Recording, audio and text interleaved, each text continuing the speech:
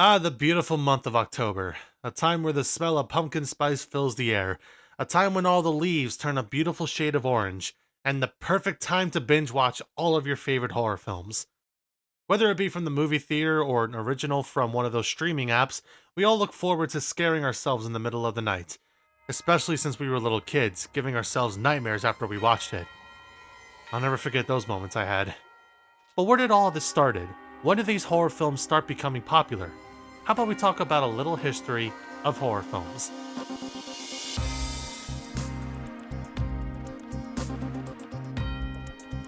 Greetings, my horror enthusiasts. My name is Rojo, a demon wolf here to show you a wonderful world of horror behind the scenes.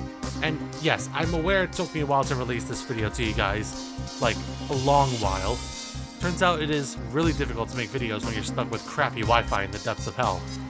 Let's face it, you and me, we both have the same experience with horror through films. Some of us have parents that took us to the theaters, some of us discovered it on our own while browsing through TV channels. Hell, some of us have probably known of horror through games and books without even seeing the films. Either way, we found ways to learn about the existence of this exact film category. But to learn the history of these films, we must go back to the past. Before the Saw films, before the slashers, even before the monsters we know today.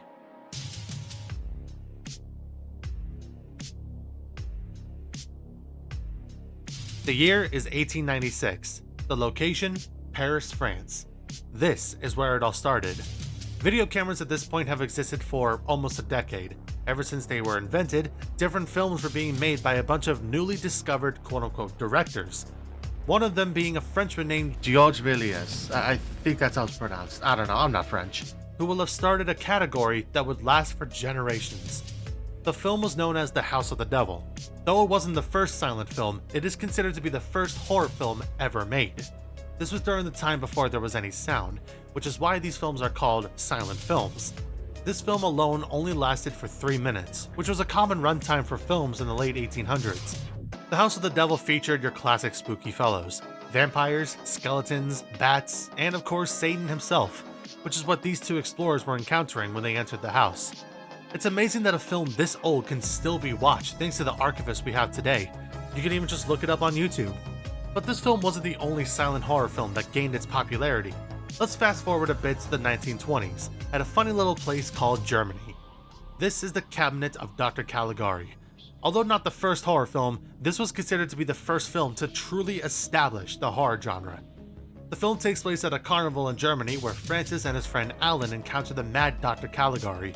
The doctor shows the crowd his somnambulist named Caesar, a hypnotized man who the doctor claims can see into the future. When Caesar predicted that Alan would die the next morning, which did happen afterwards, he became the prime suspect of a possible murder. The question was, did Caesar actually kill Alan of his own free will, or was he being controlled by Dr. Caligari? Well, we do eventually find out that it was the second one. You may have noticed how weird the stages look, and trust me, that was intended. This was the first film that utilized surrealistic design, making the viewer see the perspective of an insane patient. Maybe that's the case for Dr. Caligari. He does look and act crazy. If you were to watch this film today, you may have noticed that despite it being a silent film, you can still hear music. You need to remember, the year was 1920 when it was released in Germany. At this time, people actually went to the movie theaters to see a film that they saw on the paper. In these theaters, the film itself is silent. However, in the background, there was a band that were hired and trained to play the soundtrack at the right time of the scene. Kind of the same way how music videos are made. Remember when I mentioned vampires in horror films? Well, it's thanks to this German director Friedrich Wilhelm Murnau that we get a film based on the novel Dracula, though it wasn't legal. This is Nosferatu, the first vampire horror film in 1922. In the film, Count Orlok summons Thomas Hutter to his castle in Transylvania so that he can buy a house that's near Hutter and his wife Ellen. When Orlok reveals his vampire nature, possibly due to Hutter refusing him to purchase the house, Hutter struggles to find a way out of the castle, knowing that Ellen is in grave danger. All of this happens while Orlok's servant Nock waits for his master at the new house. In the end though, after spending the evening with Ellen, Orlok starts burning up as the sun starts coming up, killing the vampire for good. This film showed a great example that you don't need loud sounds to creep out your viewers. Sometimes it all depends on great visuals, and Max Schreck did an impeccable job as the creepy vampire. The way that you just see the shadows of Orlok creeping up the stairs with his long fingers, or even just standing in the doorway so you see his terrifying height as he stares into the camera, just gives you the chills. This film technically was illegally made since the director and producers didn't exactly have the rights to have Nosferatu be a film based off of the novel Dracula. Granted, at the time the film was made, Bram Stoker wasn't alive, but his wife still was, so technically it was up to her to give the rights, which she didn't. It could be the fact that in the novel Dracula, the son was pretty much harmless to all vampires. But either way, it didn't stop from this film being one of the most iconic silent horror films ever made. It's also now thanks to the film showing that a vampire can actually die from sunlight. But much like every other film category, the horror films would start to become more creepy and even more interesting to watch. And it all started when someone found a way for viewers to hear those performers. Now, you're probably wondering about the horror films made in the US. While there were silent films made back in the 1920s, like Phantom of the Opera and The Hunchback of Notre Dame, it's actually during the 1930s that we start getting the cult classics of horror movies. Universal is one of the biggest movie studios in the country, and it was here we start having the golden age of monster movies. Although it wouldn't be the first horror film made in Universal Studios, the first iconic monster was found in 1931, Dracula, based off of the same novel and was actually legally made. I am Dracula. I bid you welcome. This isn't the same Nosferatu vampire that Germany had. Dracula was played by Bela Lugosi, who would later be one of the most well-known horror film actors ever known. Since English was his second language, his accent can be easily heard every time he talks.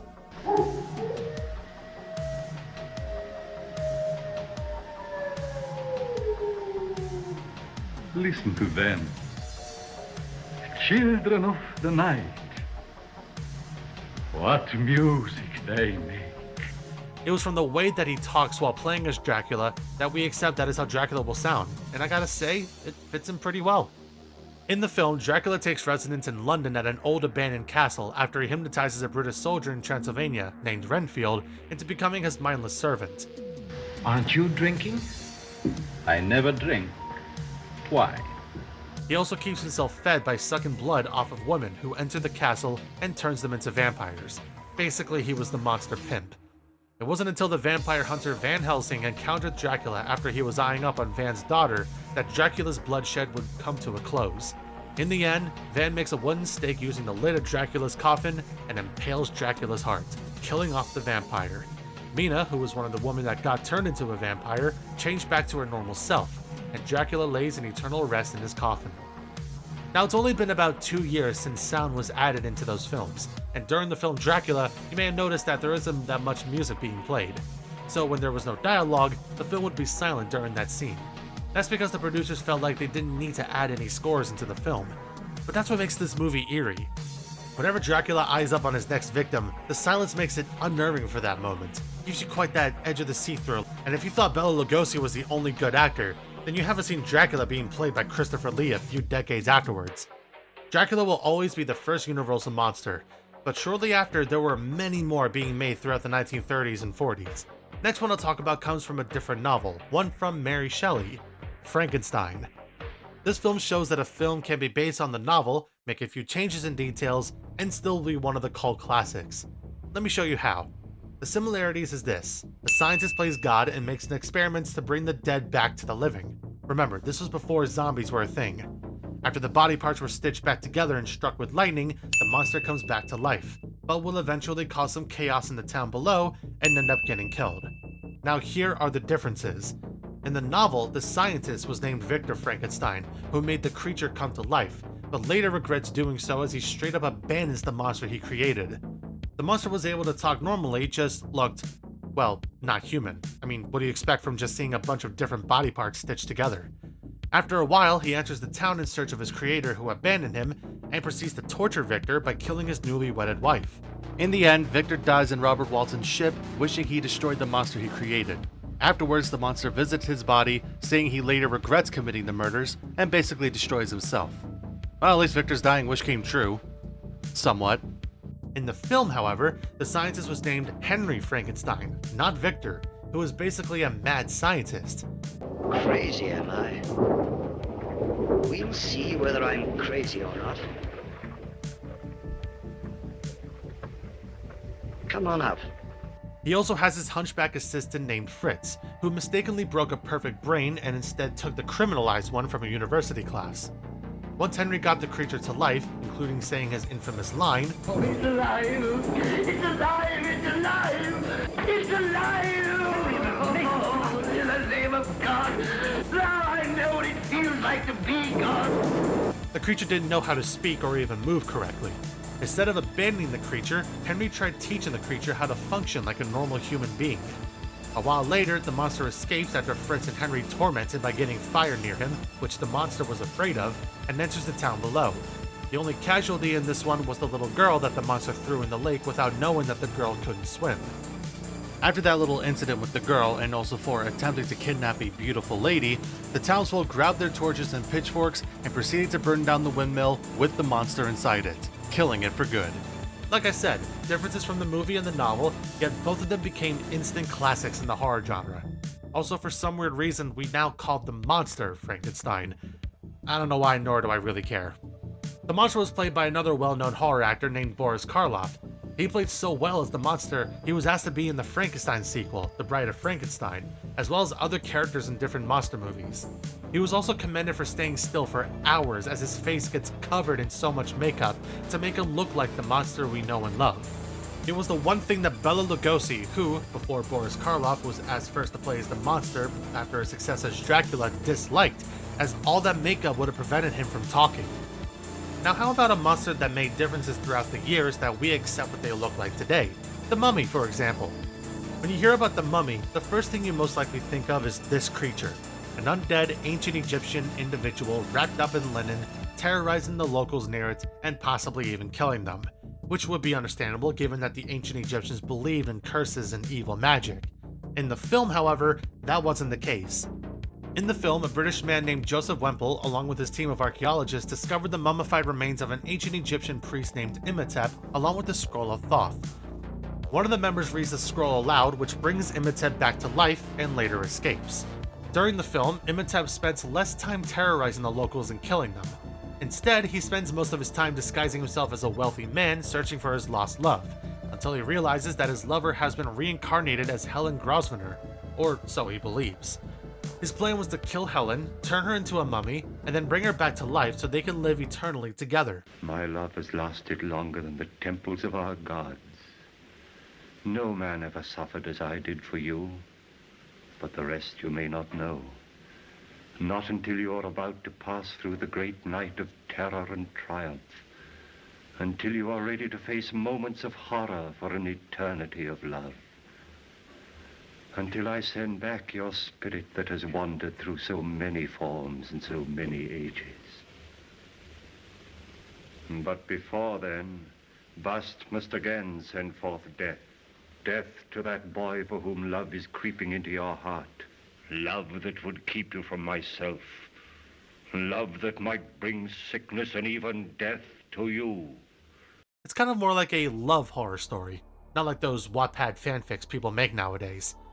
There are a lot of monster movies that made their way to the golden age of horror films. The Wolfman, The Invisible Man, The Black Cat, Dr. Jekyll and Mr. Hyde, even the sequels that were made for each monster's appearance, from Son of Dracula to The Ghost of Frankenstein. During the 1940s, it was a time that each monster would meet each other and basically beat the shit out of each other. Yes, there were crossovers in the 1940s, before Freddy vs. Jason, and even before Alien vs. Predator. Not all these films were produced by Universal Studios. There were others like Columbia Pictures, RKO, even Paramount. However, sadly the monster movie started slowly dying off as it wasn't as scary as it was before, which is a common thing that happens to horror films in the first place, even to this day. Now, during the 1940s, humanity was looking on in the real-life horrors of World War II, and then shortly after, the Cold War. But the true horror started once America showed off its atom bombs going off in Japan. You can imagine what the people were thinking once they heard about these things called nukes.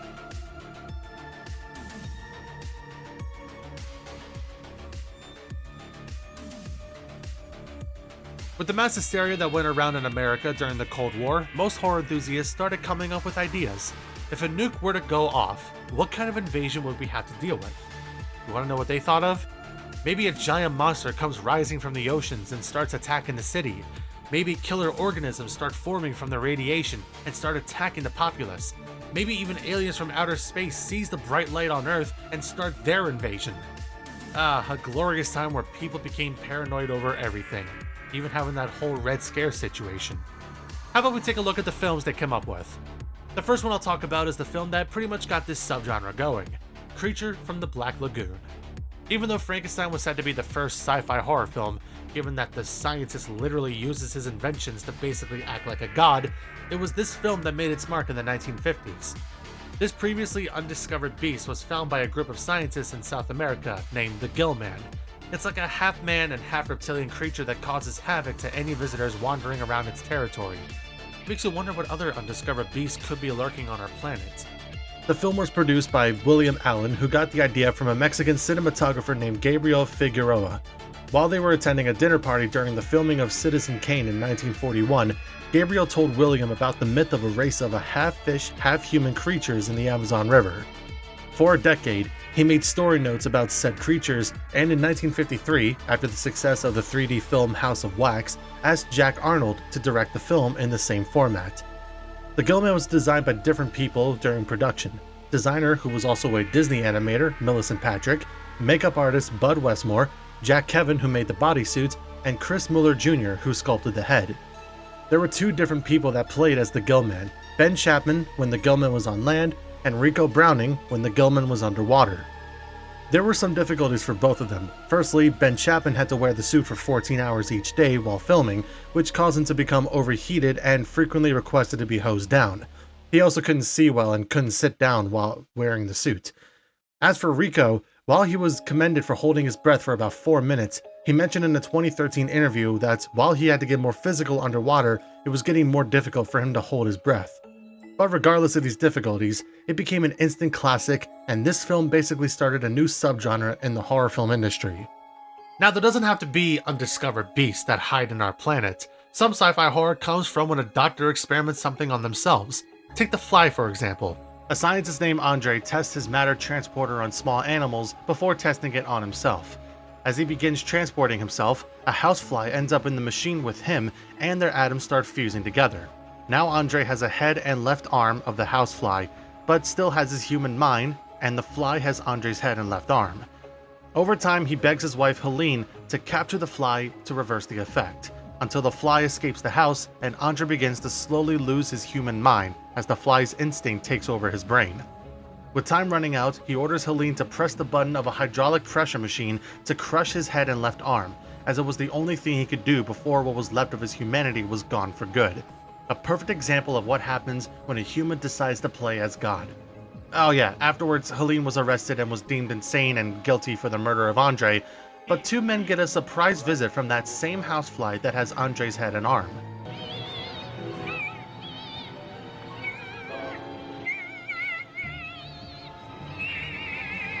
Producer and director Kurt Newman got the idea for The Fly from the short story by George Langland in a Playboy magazine. He showed it to Robert Lippert, head of Regal Pictures, who would help make the screenplay a reality. They remain largely faithful to the original short story, with the difference being they moved the setting from France to Canada, and they crafted a more happy ending by eliminating the suicide part.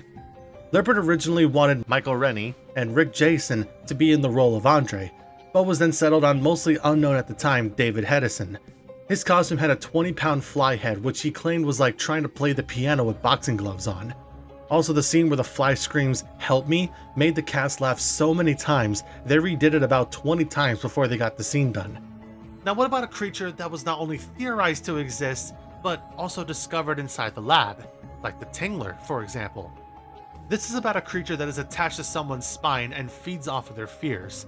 The longer someone gets scared over anything, the more the Tingler is fed and grows. Now, how do you stop this Tingler from growing? Screaming. Screaming helps. Now, in the film, a scientist conducts an experiment on a woman who is deaf and mute, who also has the Tingler attached to her spine. They gave her a bunch of LSD so that she would start hallucinating a bunch of creepy things happening around her in the room. Only thing she couldn't do was scream, so the Tingler was able to grow inside her. And what do we see when it's surgically removed from her body? God damn, that's a big one. Now here's what we get to understand about the director William Castle. He was also a mastermind for promoting the horror films he made. He doesn't just let you watch the film, he makes you experience how terrifying it can be. You might have noticed that during the film, there are parts where it blacks out and you hear the narrator warning that the Tingler has made its way to the theater. He demands everyone to start screaming so that the Tingler stays away from their bodies.